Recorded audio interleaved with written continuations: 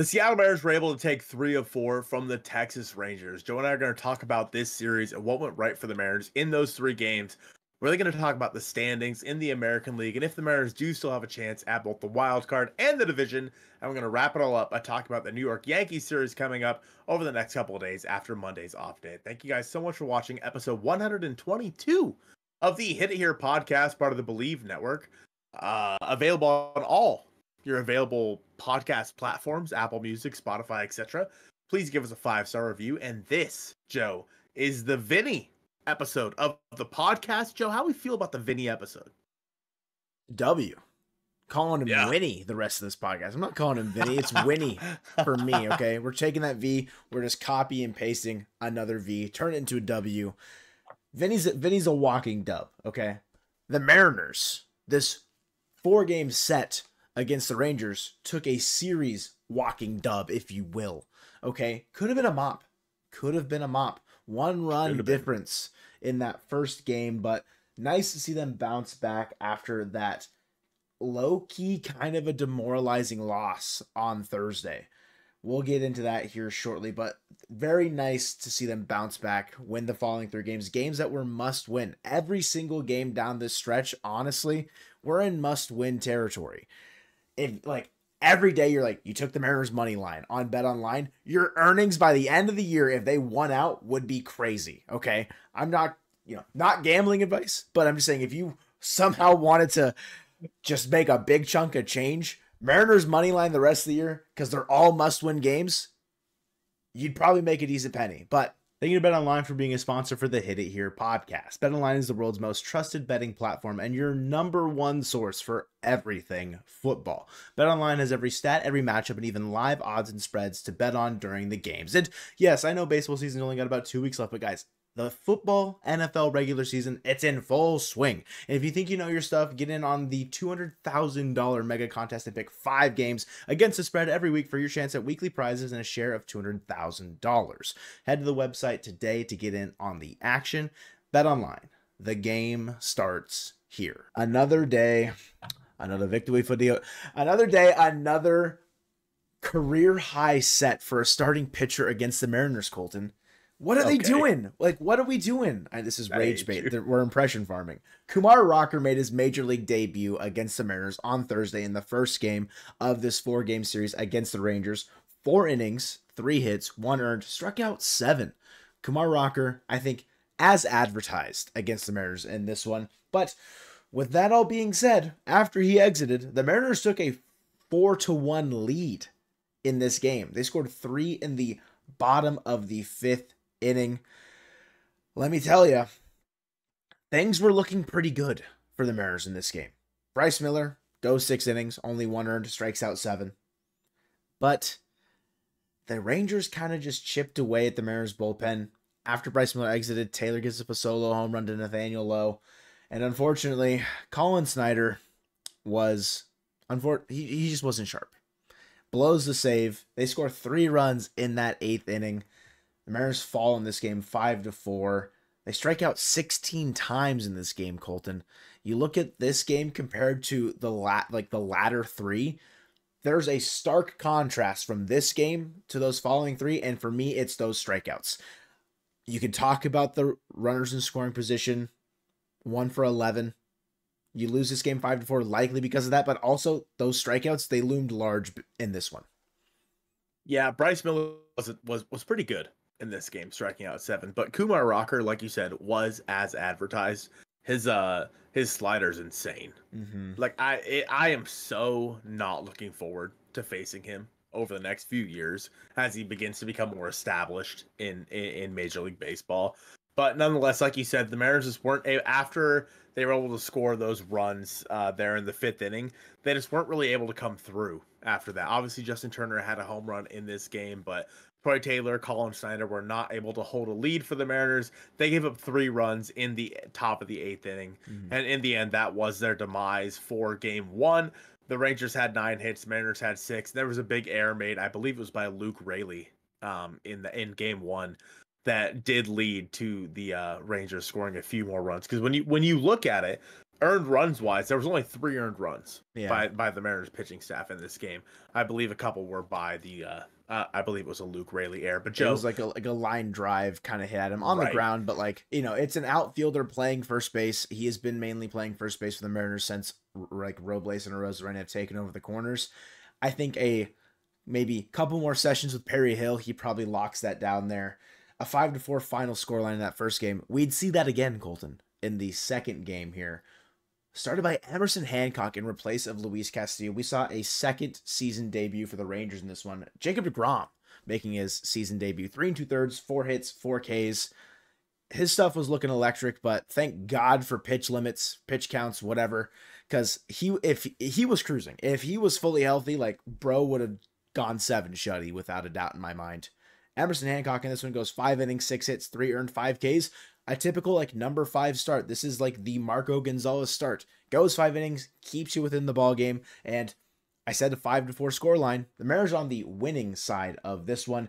A huge, towering 3-run bomb by Julio Rodriguez in the bottom of the 8th inning. Is Julio back? I think is a question that many people were asking during this game, and he answered in this one. A 4-for-5 performance, 3 RBI. Bro just completely took the Mariners, put them in his backpack, and walked them to the finish line.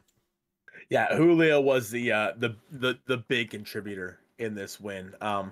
In my opinion, and I tweeted this after, or maybe even during this game, Emerson Hancock did his job. Mm-hmm. It wasn't anything like crazy. It wasn't the 8 innings, like 3 hits, like maybe 1 earned from Logan that we've seen all year. Yeah. But in terms of what you needed to expect out of Emerson Hancock, he did his job. He kept the Mariners in this game and really set it up for Julio to hit that big home run on a breaking ball, nonetheless, that was halfway up into the upper deck there in left field.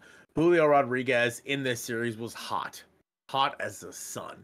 I think it was, gosh, what was it? 9 straight hits? No, his record is 9 straight hits. I think he had 6 in this series, like straight hits. Obviously a couple of big bombs for Julio Joe. That is into game 3 here versus the Texas Rangers, where again, Julio hit another ball up into the upper deck in left field. Yeah, it's just anytime it feels like he has his swing in the right path, he is launching a ball into those left field bleachers. Another 5-4 scoreline, Colton. Something's in the water in Seattle. 5-4, 3 games in a row is kind of, if we're looking at being superstitious, there's something to kind of take note of here, though. This one's a little bit more special because there was a Mariners walk-off in this one. The previous game, they only struck out 7 times. The Mariners in this game struck out 8 times. Again, the difference between the first game and then those 2, and then going into the final game on Sunday, the strikeouts completely changed the outlook of the offense here. With the Mariners winning this game, it wasn't by really any help from Logan Gilbert, I would say. Like, not to discredit 6 innings of 4-run ball, but it's not really like the best outing from Logan Gilbert, given what we've seen all year. Still fine, like 6 innings, 4 runs. You win this game because he doesn't give up more than that. But I think going into this start, we expected maybe a little bit less, and it was just two-run bombs that kind of just got the better of Logan Gilbert in this one. Does strike out 7, but same thing. Max Scherzer coming off the IL, you get him out after 4 innings. They do have Jack Leiter go in for a bit of a long relief. He also goes 4 innings, but you tag both of them for 2. And the, I guess, straw that broke the camel's back was a really hard hit ground ball by Randy Arozarena after Jose Leclerc just could not throw strikes. And Randy gets his first walk-off in a Mariners uniform. 5 runs, 10 hits in this one. I think it was the same stats from the previous game. 5 runs on 10 hits. The Mariners won back-to-back games after dropping the first one. Very good to see after just, it was like a tale of 2 offenses, I think, between that first game and then these following 2. Yeah, this was definitely a feel-good win for the Seattle Mariners. Like you said, Logan wasn't like spectacular. He gave up that 2-run home run, and the Mariners were able to claw their way back, make it a tie game, and then he gave up another one, and the Mariners, until Luke Raley was able to hit his home run to center field, the Mariners were able to tie it up again. That ball was crushed to center field by Luke. And like you said, Randy being able to come up big there, where we've definitely had our, I don't want to say doubts about Randy, but our I guess, qualms about the way he's played so far for the Seattle Mariners and like what we've seen out of him. I Bleav in Randy Arozarena all the way, and just to see him get his first walk off like in a Mariners uniform, it just felt so good. It really did feel like he was. That felt like where he became part of the team. Like he's been part of the team, obviously, Sure, for like a month and a half. it's like a rite of passage. Yeah, right. Exactly, like the moment, if you will, to become a not a member of the Seattle Mariners club, and that really continued here into Game 4. Randy had another big home run in this one, Joe. And with, I don't want to get ahead of ourselves here, but Mitch Garver, okay, starting against a lefty. Mitch Garver, is he back, guys? I don't want to get. I said I don't want to get ahead of myself. 3 for 5 in this game for Garver. A big 3-run bomb in the bottom of the first inning. It really set the tone for the Mariners in this one. They got those 3 runs and they would not look back. This pitching staff faced the minimum in this game. They gave up 1 hit. They faced the minimum in this game. They faced 27 batters the entire time. I didn't even realize. The first time since Felix's perfect game, Colton. The Mariners, this was a complete win. A whole, just solid win in general to move 4 games above 500. Kirby, vintage, 7 innings, just that singular hit. Not a lot of strikeouts, but George didn't need it, okay? He was cooking. Thornton comes in, doesn't give up a hit, and Edward Bizardo with a clean sheet. The Rangers didn't stand a chance on Roberto Clemente Day, okay, on Sunday. In the City Connects again, the Mariners are just, they're wearing them till they go out of style at this point. But you mentioned Randy's homer, does get him to the 2020 mark again. Jonah Heim had some issues with it, but he's a little baby, so we don't care about him in this situation because the Mariners just won a series at home against the Rangers, a big win, just to kind of keep the pace in the playoff push.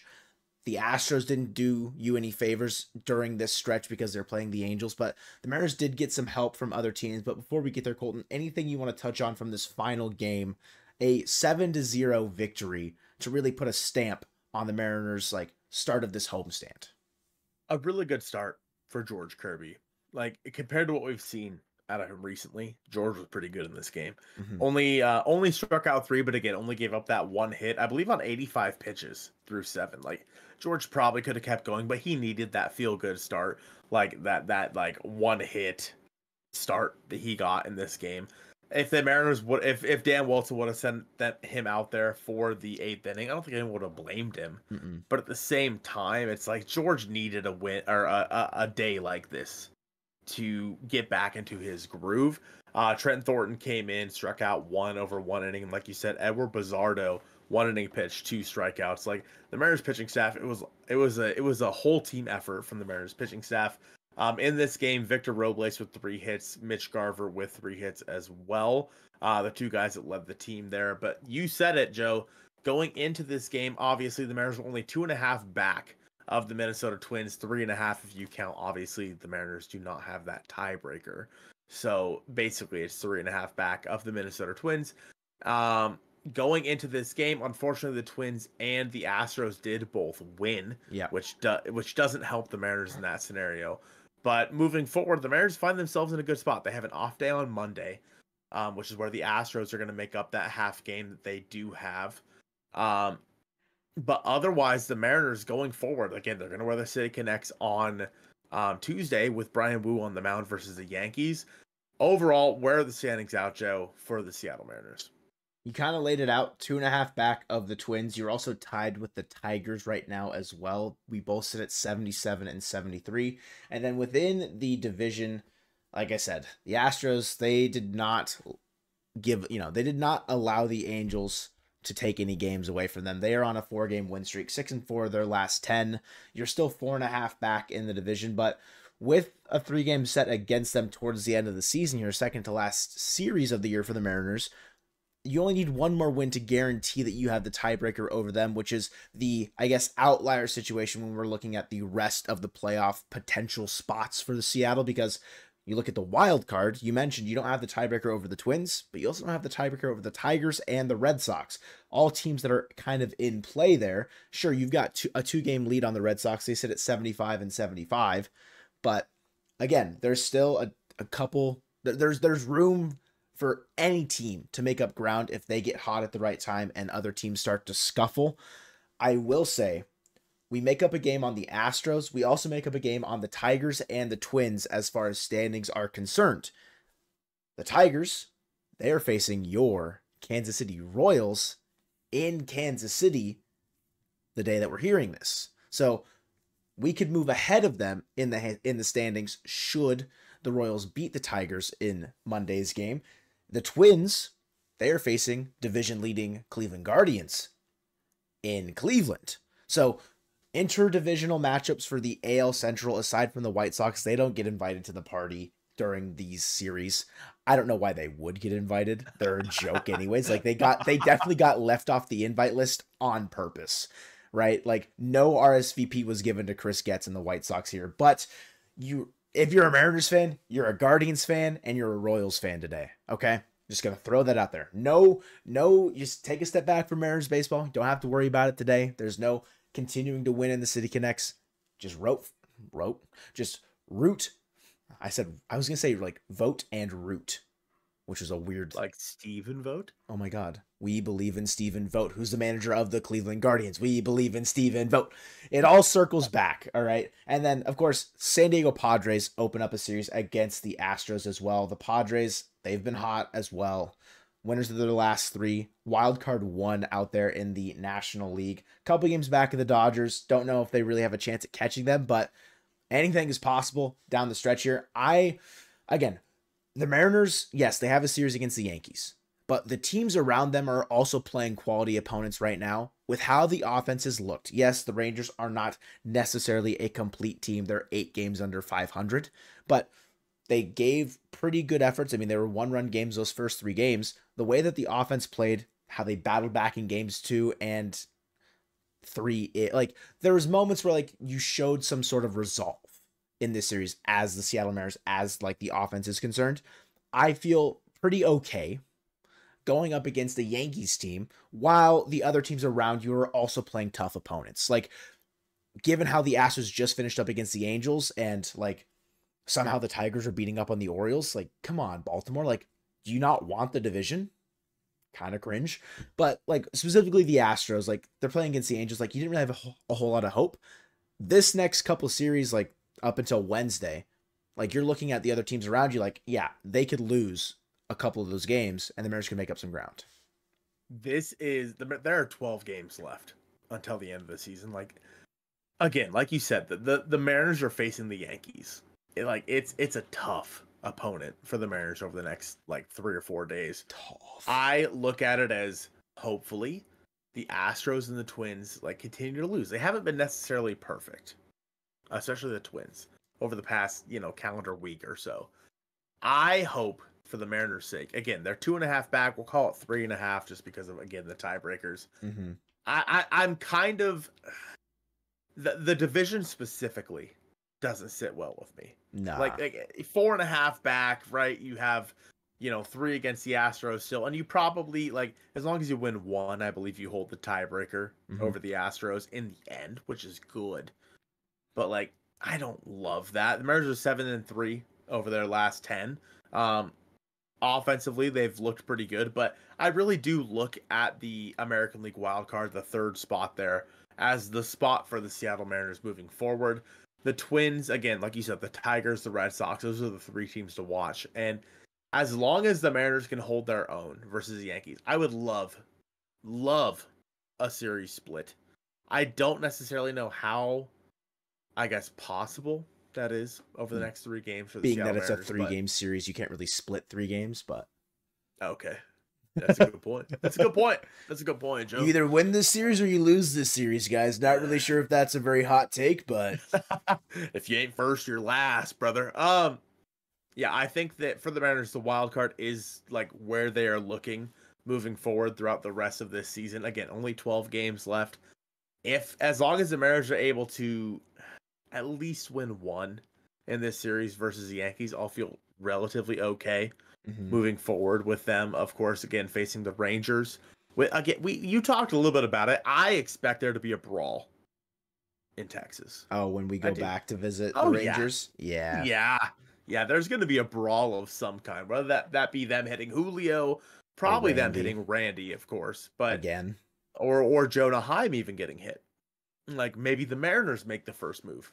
Sure. Um, like I think that the series versus Texas is going to be interesting for the Mariners, but as long as they can hold their own versus the New York Yankees, I feel all right about them moving forward the rest of this year in the wild card. If the Twins do continue to falter a little bit, the Mariners have the opportunity again, 3.5 back. It's not a huge opportunity with only 12 games left to play, but it's there Yeah. nonetheless. Like, if you look at the wild card, if the Mariners do make the third wild card, they will face the Houston Astros in that 3-game series, and they will face them in Houston. I just think what would be more poetic, Joe, than going to Houston in that wild card series and just beating their ass. That'd be I mean? so sick. It feels so good. Is it likely to happen? Hell no. But the idea of it is what's keeping us alive. I will right. say 9 of the last 12 games, okay, for all 3 teams, the Mariners, the Tigers, and the Twins, I think 9 of the last 12 games are against quality opponents. I will say I think the Mariners have the easier of the 9. So you look at the Twins, they've got 3 against the Guardians, they've got 3 against Baltimore, and they've got 3 against the Red Sox. They do have the Marlins in there, which is a bit of a soft spot, but that's a pretty tough schedule. 9 of your last 12 are against definitely competent teams. You look at the Tigers, they've got 3 against the Royals, then 3 against the Orioles, 3 against the Rays. They finish out against the White Sox. So like again, 9 of 12.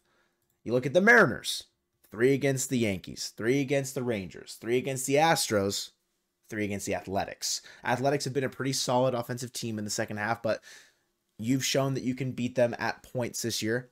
I look at the Rangers definitely being a bit easier compared to, say, like the Rays or the Red Sox, if you're looking at the Twins and the Tigers, kind of comparing those 12 games. Again, you still have to make up ground. You do need some help, but that third wild card, that's the way in. And a team, all you need is a way into the playoffs, and you can make a run at it. The Mariners 1-2 against Toronto back in 2022. They can do it again against Houston in 2024 if they are given the opportunity. It's just a matter of getting there. And I think the big thing for the Mariners, obviously, throughout all of this season has been the rotation, Joe.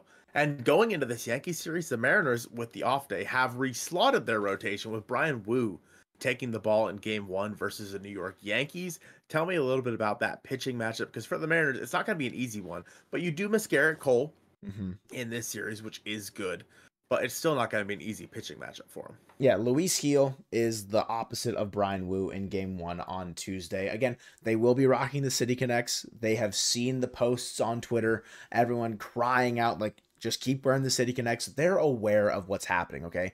14-1 in those City Connects this year so far.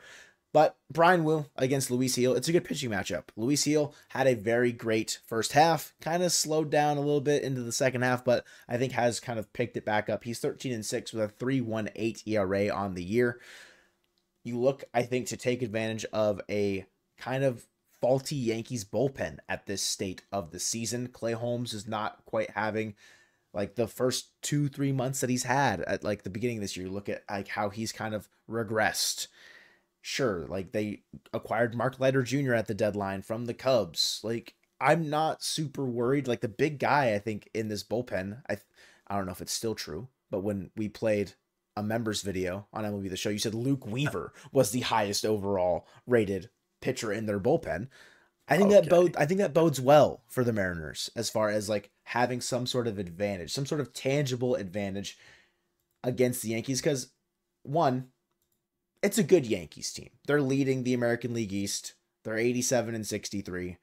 They've got the best run differential in the American League. Like, this is a good baseball team. Aaron Judge likely winning the MVP. Maybe Bobby Witt sneaks in if he just goes nuclear the last 12 games. But the Yankees have the best offense in all of baseball by WRC+. A 116, okay? This team, it's no joke. Their pitching, it's not perfect, but it's still a top 10 ERA. They're 8th in all of baseball with a 3.79. I think a lot of that is definitely relying on their starting pitching. I look at their bullpen, like Luke Weaver, Tommy Kahnle. I don't know who Jake Cousins is, but he's listed on Fangraphs. Clay Holmes, you've got 2 lefties in Tim Hill and Tim Mesa, double Tims. Marcus Jake Stroman. Cousins is literally, I believe, the brother or the cousin of Kirk Cousins. Actual? Like actual. I'm not even kidding. Isn't clicked that on wild? I clicked on his thing. Let me know. He doesn't have a picture. I'll do some research here, but yeah, Yeah. I like the chances in terms of pitching matchup because Brian Wu, he's been sharp. If he can limit damage by Aaron Judge, Juan Soto, like the usual suspects for the Yankees, yeah, we know it's an uphill battle in this one, but if there's a team specifically at home in T-Mobile that can potentially limit damage to a Yankees lineup that is so potent, it is the Seattle Mariners starting rotation, and you just have to hope that the bullpen can piece it together at the back end of the game should you have a lead in game 1, game 2, or game 3. The key to this series is going to be getting the starting pitching out early for the New York Yankees, in my opinion. And I just want to go back a little bit. You talked about the City Connects, dude. I don't know if this was the first time we've ever seen them like during a day game on Sunday, but they look good in like a day game. I love the Sunday creams. I do. One of my favorite jerseys of all time. But man, the City Connects during the day, just hitting. They hit. Brian Wu in game 1, like you said, that Brian Wu.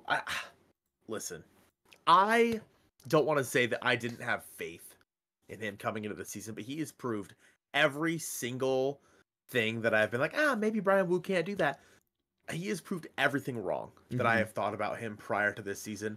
I have no reason to believe that will not continue versus the New York Yankees here on Tuesday. And I think that his 2 fastballs, Brian Wu knows what he's doing. Like his, I don't know how he's continuing to do it, but his fastballs specifically are his biggest weapon. And against the New York Yankees team, as long as, like you said, he can stay away from Aaron Judge and Juan Soto, he should be all right. I do feel all right about the Mariners offense. I mean, frankly, like we've talked about before, what's their WRC plus now? 101? We are officially 1 point better than league average. The Mariners offense since Edgar took over has looked a lot better. 2 sacrifice flies in the final game against the Rangers, something that I did not deem possible with how this Mariners offense has looked at times this season. It's definitely taking steps in the right direction, and there's no better time than now to really take that full step forward when you're going up against the best offense in baseball. Is to be like, yeah, I can go toe to toe with you. Will it like work out completely? I'm not going to sit here and say yes, but if there was ever a moment for them to rise to the occasion, it would be now. Yeah, versus the Yankees. And going into game 2, Joe, Bryce Miller versus Nestor Cortez. We know how much Nestor likes to mess with timing and whatnot. You'll probably have your right-handed lineup in there, maybe even Mitch Garver after he showed out pretty well versus Andrew Heaney in the last game versus the Texas Rangers. I don't necessarily know what the move is there because, again, it's not your day game, your typical day game with Garver catching instead, Urias playing third, etc. So I'll be interested to see what Dan Wilson does with the lineup in game 2 versus Nestor Cortez, because frankly, they haven't faced many lefties Recently. He became the manager. Yeah, exactly. And so I'll be interested to see what he does there, who all plays, if it's Luis Urias, if it's Mitch Garver, etc., Mitch Haniger, etc. Demo. Demo, God, stop. Sorry. Stop it. Stop that. But yeah, going into game 2, Joe, Bryce Miller versus Nestor Cortez. Bryce has looked really good recently, and we know how good Bryce Miller has been at home. Tell me a little bit about what the Mariners can expect in this pitching matchup. I will say, looking at Wu and Miller in the first two starters, 2 pretty like fastball heavy guys as far as like we understand about like what their repertoire is good. Aaron Judge in 2024 has a 30 run value against the 4-seam fastball. So Wu's going to have to use his 2-seamer to the like as much as he physically can, I think, to really kind of alleviate some of the damage if they do not end up walking Aaron Judge in every single plate appearance that he gets. But yeah, I look to Bryce Miller in game 2 as like a mano y mano situation with some of the funky delivery stuff with Nestor on the opposite side. Like, let Bryce Miller have some fun. Let Bryce cook. I think if he goes up there, kind of changes up the timing, changes up the speed, I think that would be a really fun just matchup to kind of like pay attention to. Bryce Miller's definitely taken a big step forward in his sophomore season here. And you mentioned it's Bryce Miller at home. Like, bro's got a sub-2 ERA at home, a Really? 1.99 ERA in 15 starts, over 90 and a third innings pitched this year. He's just built different at home. And it's kind of scary, a 4.44 ERA on the road, like how playoffs might shape out for that. But again, you're talking about trying to find some sort of like tangible advantage. A 1.99 ERA at home for Bryce Miller, yeah, I'm taking that every day of the week. It's going to be another, like, I don't want to say like a low scoring affair because again, it's this crazy Yankees offense, but I like the first two matchups. And this isn't even the part where they reslotted their rotation. I like the first two matchups in this series as far as giving the Mariners an advantage. And Nestor's had a pretty solid year. Like, there have been times where Yankees fans are like, get Nestor out of the rotation. He needs to be replaced when Garrett Cole returns, blah, blah, blah, blah, blah. And then he'll go out and have his best start of the season. Like, he'll rise to the occasion himself. So it's like, he's a gamer. He knows what he's doing. He's returning to T-Mobile, famous Mariner Nestor Cortez. You have fond memories. I don't have a lot to say, I guess, as far as like this matchup is concerned, other than Bryce Miller just needs to cook at home once again. Yeah, Nestor, we've talked about it before, but I'll mention it here again. The only memory that I have of him as a Mariner is trying to do his like funky left-handed delivery to Albert Pujols when he was with the Angels, and Albert just hitting an absolute nuke to left field and watching it go. Mm-hmm. That's the only memory I have with Nestor when he was with the Seattle Mariners, but he's really turned his career around going. I believe he had been with the Yankees prior, like before that, and then he went back to the Yankees after he was released by the Mariners, what have you. And nonetheless, Nestor is a guy who, like you said, likes to mess with timing. Clark Schmidt on the mound for the New York Yankees in the final game of this series, going up against Logan Gilbert. Like you said, the Mariners did end up reslotting their rotation.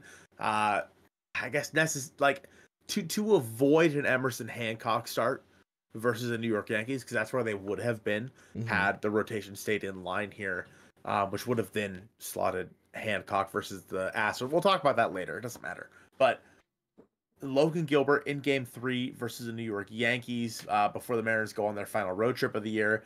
Logan coming off of not a great start, giving up those two-run home runs in that series versus the Texas Rangers. But Clark Schmidt, a right-handed pitcher, a guy who has been decent for the New York Yankees, but he's not necessarily overpowering. When you think about Clark Schmidt as a whole, he's a guy that the Mariners should be able to scratch across a few runs against. And I think that with Logan on the mound, the Mariners just have to get probably 3, maybe 4 runs, and they should be in a good spot with Logan on the mound. I look at Clark Schmidt's numbers on the year, right? He's only made 13 starts, has had some injuries hold him back for the majority of this season, but since returning, I mean, he's putting up a 171 ERA plus. In 71 innings, he's got a 2.41 ERA over those 13 starts. Like, he has been good at limiting damage. He's got a 0.9 home runs per 9. Like, he's not giving up the big hit. As far as like OPS is concerned, against like batting average against whatever, his best season was 2022, where he made, I mean, he didn't really start a lot. That was more of like a relief role, but his OPS against was 648. In the 13 starts that he's made this year, it's 660. So he's avoiding the big hit pretty well. We look at the Mariners. Their batting average isn't great. Their strikeout rate isn't great. Clark Schmidt's strikeout as a pitcher, like his strikeout rate as a pitcher, it's not great. What has propelled the Mariners offense to being above league average? It's their slugging. They can hit homers pretty decently. It's not like they're going toe-to-toe with the rest of the league. But you look at it as far as like total homers are concerned, and Seattle, by some sort of miracle, are in the top half of the league. It's not anything exceptional. Like, the Yankees have blasted 220. The Mariners sit at 169. It's all Aaron. Sorry? Nice. 169. Nice.